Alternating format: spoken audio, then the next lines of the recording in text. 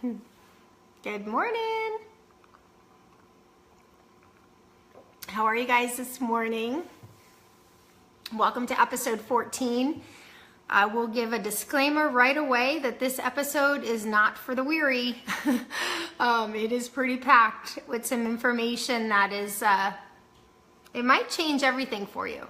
If you have an issue with stress eating or emotional eating, or you just want to get your eating under control because you feel like it's a little out of control, you've been a little overweight, you're sick, this episode will really help you in that area. But I want to tell you that if it's not the area of life that you are addressing right now, put it on the back burner. Because, you know, some of us are really seeking a lot of information to figure out what we want to work on in our lives to reduce stress, and so we're watching all the episodes, which is great because that actually can help you to figure out some action steps. But if you are really not sure where you want to go, or you've already decided on one or two areas of life that you want to work on, this might overwhelm you. Okay, I want to put that disclaimer out there because it overwhelmed me, and I was preparing for the episode, and I knew this information. So it's pretty powerful. I want to share it with you because this is a big part of what continues that stress cycle for us. So hello if you're watching live, and if you're catching the replay, awesome. Or if months from now you finally said, okay, I turned off that stress eating episode because she said it would be overwhelming, but let me watch it now because I have a problem with it. So I want you to, just dive in if you're ready, but if not, go do something else right now. It's a pretty powerful episode. Stress eating part 2 is what I'm calling it. Yesterday we talked about the 2 reasons that we go for junk food when we're stressed. There's 2 reasons that we do that. Remember I told you yesterday that we are naturally wired to pursue pleasure, to avoid pain, and to conserve energy. Those are 2 things that we're naturally wired to do, way back when. That looks different. That looks a lot different from when our ancestors used to try to do the same thing. Now with today's modern conveniences in our modern day society, we actually get very confused. Sometimes we have so much going on that we pursue those things not the right way, and our bodies will get confused, and that's what today's episode is going to really clarify for you. With conveniences and excess and even fast food, our body gets confused on what is actually pleasure. In the book The Pleasure Trap, the co-founders of the True North Wellness Center say that this trap is real, and when we consume foods that are highly refined and chemical laden, that these chemicals are made to artificially stimulate dopamine in our brains. And that dopamine acts normally, and when it's in our brains, well, it does act. It acts as a messenger between the brain cells. It relays messages that help us with movements. It helps us with talking. It also helps us to expect to receive a reward or a reinforcement. Those messengers actually are key in motivation and productivity and keeping us focused, because if it can communicate those messages properly, then we know that if we do this, we're going to get this. If we do this, we're going to get that. So it's sometimes an issue if we're dopamine deficient, because we might feel unmotivated, or we may not understand what to do to get the fix that we need. And sometimes people that feel hopeless are just really dopamine deficient. But that doesn't really happen normally in our society, because in our society, we can get fixes very easily. When we're under stress, we do look for that balance in our body. And most of the time, we turn to foods that will give us that quick way to be rewarded so that we can breathe again by getting that dopamine fix.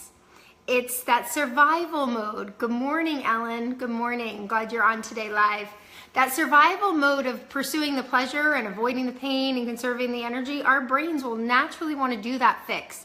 There are great ways to increase that dopamine in the brain naturally, such as eating foods that boost dopamine, almonds, apples, green leafy vegetables, beans. You can create a good environment in your gut that produces good bacteria instead of bad bacteria. That bad bacteria can also produce like this toxic byproduct that kind of lowers your dopamine levels, which cause you to be unmotivated then, feel sluggish. So we want to get a good bacteria, and we want to eat some foods naturally.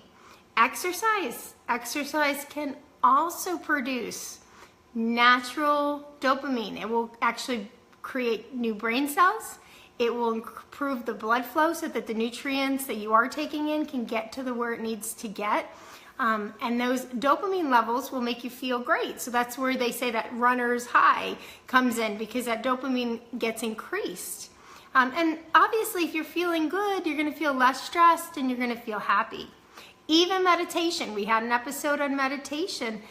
Meditation has been shown to increase dopamine. So even if you're not a runner, you can get some higher levels of dopamine naturally by that quiet time and trying to get your brain organized.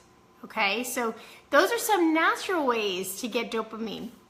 But it is the artificial stimulation with the chemicals that are in our foods that are affecting our happiness and our health. And it's the cause of people being overweight, the cause of dietary diseases that are examples of excess, such as diabetes, cancer, autoimmune. All of those are because of dietary issues that we feel. We eat certain things and it causes excess. The authors call the pleasure trap foods to be highly refined. And this is where it's going to get kind of serious. So if you're not ready, like I said in the beginning, kind of put it on hold. If you feel like this is going to overwhelm you, I want you not to listen. I want you to just say, come back to it at a time when you think you're ready for that stress eating part. But the authors talk about our artificial stimulation in the brain, and that foods today have a lot of chemicals that will stimulate that dopamine artificially. And I know that I struggle with this too, so it's an issue for all of us. The struggle is real, but let's try to be on this journey together and try to really bust that stress by making sure we understand it first. The pleasure trap foods are foods that contain added oil, salt, and sugar, okay, SOS. Foods containing refined flour, products including bread and pasta and crackers and cookies. Those are all refined flour products. Foods containing dairy products, including cheese. I talk to a lot of clients and they say, well, I don't eat dairy. Okay, what about cheese? Oh yeah, I do eat the cheese. Cheese, butter, yogurt, all dairy. Those are foods that are refined and have chemicals in them to refine them. And those chemicals are artificially stimulating that dopamine in the brain. And I don't know about you, but even knowing this information, I still consumed quite a bit of that yesterday, just in yesterday. The average American or the average person in a good country can actually consume about 93% of their foods from foods that are artificially laden with chemicals that cause that dopamine to feel, make you feel good. 93% of our food that we're eating causes that artificial stimulation in the brain. So as a whole society that's eating 93%, somebody that knows better, and is still yesterday when I was looking at it and I was thinking, I was almost at 50% just yesterday, and I know better. And I have a lot of good resources. We have greens growing on our property. We have, our smoothies that we do every morning. So, I have a lot of resources, and I really wasn't out a lot yesterday, and I was still at about 50% of those refined foods that they talk about it. Sugar, and that was part of my list yesterday, in its refined form is the biggest culprit, with us all averaging about 150 pounds a year. Think of a 5-pound bag of sugar. Now think about 30 pounds or 30 of those bags on your table or your counter. That's a lot of sugar, and that's what we are typically consuming. The typical crystallized sugar is refined, and it doesn't appear this way in nature, but it tastes so good. And food manufacturers put it in foods. If you look at the ingredient list, it's there, trust me. It's in foods, and if it's not listed as sugar, it might be listed as high fructose corn syrup. That's another form that manufacturers use because it's cheap, and you could put it in almost anything, but it's highly processed. It's highly processed. The liver actually has to process it just like it does alcohol. So that's an issue for our bodies, you know. The way this all translates to the brain and that dopamine that I talked about is that our body's seeking that reward. Remember, we want to seek pleasure. It's natural to us. So we will remember, our brain will remember what it filled up with quickly to get that reward last time. And whether it's the Oreos or the bread or the crackers, it knows that it's wired to fill up fast and to get pleasure. We're designed to be sensitive to those foods. We're wired for caloric density. So if you think about foods in that sense that they're full of calories, and our body's designed to eat dense foods so that we can actually avoid, you know, some pain and gain some pleasure and to fill up and conserve our energy, we understand a little bit more why we're reaching for those foods when we feel stressed. If we're hungry, our minds will go to that most dense food so that it can get that boost. Because we're eating foods that have a lot of that artificial stimulation in it, the dopamine that we get that fix from, we will seek it again and again. So when you reach for the same food, you know that that is why you're doing it. We could eat salad at 100 calories a pound, but we wouldn't feel full. Like our body is seeking with a typical salad. If we ate a salad, we're not going to feel that caloric density fullness in our brain. We'd have to eat 20 pounds of salad a day to meet the 2,000 calories that it might be seeking. We could turn to fruit, and we do, at 300 calories a pound and a sweeter taste. Our brain will go to fruit a little bit more than it would a salad, and we would only have to eat 7 pounds.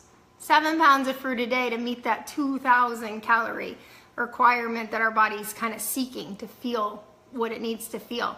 We could turn to potatoes and rice and beans. Those are 500 calories a pound. So we'd only have to eat about 4 pounds of those to kind of feel what we're supposed to feel.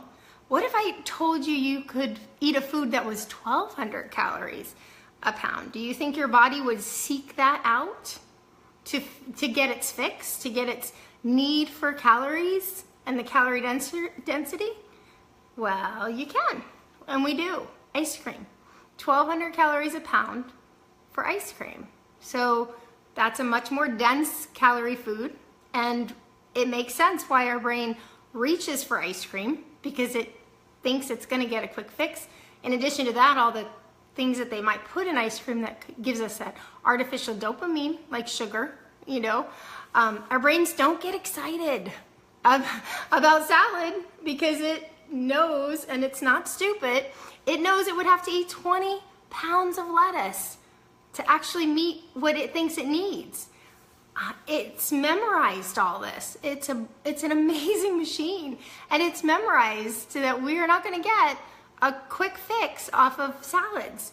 So what happens is that we don't get that dopamine fix as easily, and whether we artificially stimulate it or we naturally stimulate it, the brain doesn't really differentiate that. So we just get confused and we get in this trap. What if you could eat 1,500 calories? And you know, your body's seeking calories, or you were your body and seeking 2,000 calories to do what it was supposed to do for the day. What if I told you just eat this and you'd have 1,500 calories a pound? Well, do you think you'd go for it? Do you think your brain would go for it? Well, it does. Every time we sit down at Carrabba's and they deliver us that basket of bread, it is going for it. That beautiful fluffy bread, 1,500 calories a pound. And that's before you add the little butter and the garlic. That's a little bit more. So of course our body's like that. You know, our brain says, do, do, do, do, do.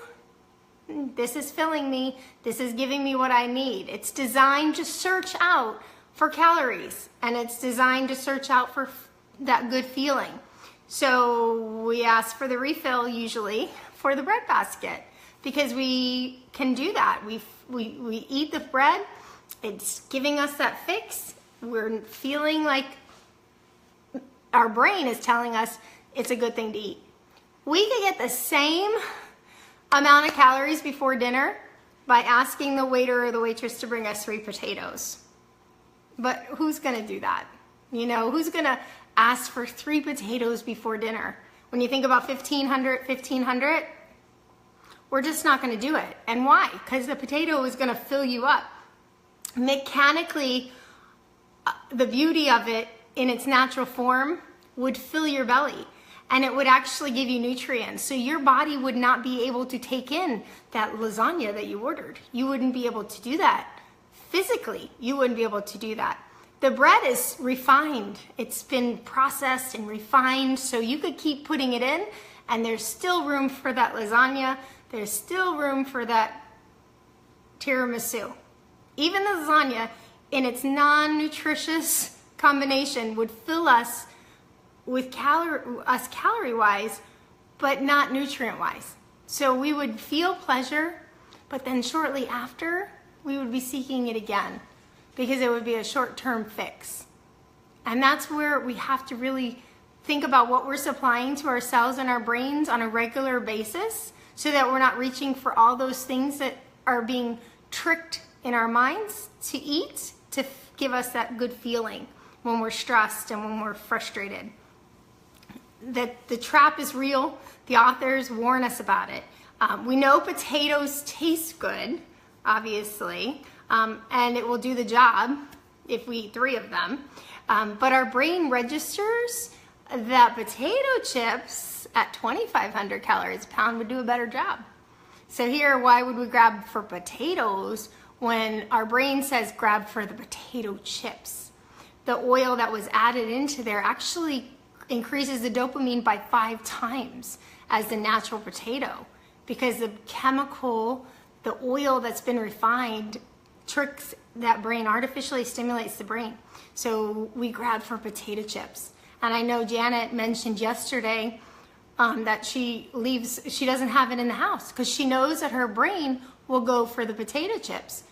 And obviously so. The brain has already memorized that the potato chips at 2,500 calories a pound will not only meet what it's looking for in calorie density, but it will also increase in dopamine by 5 times. That's a smart brain. It's just doing what it's supposed to do, help us survive and help us conserve energy and to pursue pleasure. It's doing what it's supposed to do. But we have to work at escaping that trap. It's not easy. And that's why when you look at the areas of life, if you choose this area of life, you have to really come up with some action steps. And it may take some time. You might have to actually do some meal planning. And really, during those moments when our bellies are starting to reach for the potato chips, have to tell yourself, no, I actually am in a trap right now, and I don't need a potato chip, I need a potato. You know, I don't need bread, I need a salad. So we have to kind of work through that and set up some steps to make us more successful. Since we are, in a sense, addicts, we have to sometimes recognize that artificial stimulation and sometimes go cold turkey. And that's hard to do, and it takes a lot of planning. But if you really want to get over this stress eating and really give your body what it needs, you should do it. The authors compare it to alcoholics that are trying to get the same dopamine fix through drinking. And I know, I enjoy a cocktail now and then. I know my brain is going for that fix. And unfortunately though, we don't tell alcoholics to fix the problem that they should cut back or to moderately have a few drinks, not a lot of drinks, because we know and recognize in alcoholics how bad that trap is. It's not so bad when you're just eating potato chips, because we don't recognize overweight, we don't recognize cancer, we don't recognize diabetes or autoimmune as a issue right away. And you know, in our society, we address things that are happening right away because of the way we work. So an alcoholic that gets drunk and causes a messy thing is a big problem. And we have to fix that for them. Or we have problems because of their alcoholism. But it's still a disease, and it's still a trap that happens the same way those foods are affecting us, but they're happening over time. You don't see the 10 pounds get on you until maybe a few years later. You don't see the cancer starting in your body until years later. You don't see the autoimmune until you're 45. So, I mean, there are issues still with the same trap, but we have to decide to recognize it and make a change if we don't want those diseases and issues to happen later and that stress eating to affect us negatively. If you really want to conquer, you have to make some action steps to stop fooling your brain by eating foods that you're supposed to. And that's hard to do because remember, we're trying to get the pleasure and we're trying to get the quick fix. And until we stop tricking our brain that we're getting it from these foods, we're not going to improve in that area. We're not going to retrain the brain to know that the potato will do just as good as a potato chip until we actually do it a few times. We have to retrain it to memorize that the potato will be okay. It will give us what we need. And when I said in the beginning that this episode was intense, I think it is, because even me understanding this and knowing that nutrition is huge for your health and your well-being, I still, again, 50% of the day yesterday was little oil here and sugar here, and I had bread on my lunch, you know, and it wasn't like this beautiful whole grain bread. It was just bread, you know. It was a little healthier, but if that's me really doing better than most people, imagine everyone at 93% of your daily food is coming from refined foods, sugar, oils, salts, flour products, dairy. Then we can understand why we continue to be in this cycle of reaching for foods that will artificially stimulate our dopamine and make us feel good, and reach for foods that are calorie dense instead of nutrition dense. We got to work the other way. We got to go for nutrition dense and less of that refinement so that our brains can actually work for us and not against us. Wouldn't that be nice? So I hope you got something out of today. I know if you have any questions, you can, you know, put them in and I might see them in a minute. I'll go on my iPad and see if there are anybody on live with questions. I would love to take them. Tomorrow I'm going to lighten up the topic a little bit. Thank you for the likes. I appreciate you guys. If you get something out of the episode, it always helps me to feel good with the likes. Let me get to my stress busters on here. Remember, I said I'm going to lighten up tomorrow's episode. Tomorrow's episode's not going to make you feel terrible about everything you eat. I'm going to tell you 6 foods that you can eat that will help you on this journey that I found to be good for you to actually give you nutrition and reduce the stress. So I'm going to give you 6 foods tomorrow. All right, let's see. All right. Nice. Well, and I'm glad you were on today. Awesome. If you're watching the replay, always put your comments and your questions in the comment section. I always try to get back a couple times during the day, and I will answer them to the best of my ability. I hope you guys have a great day.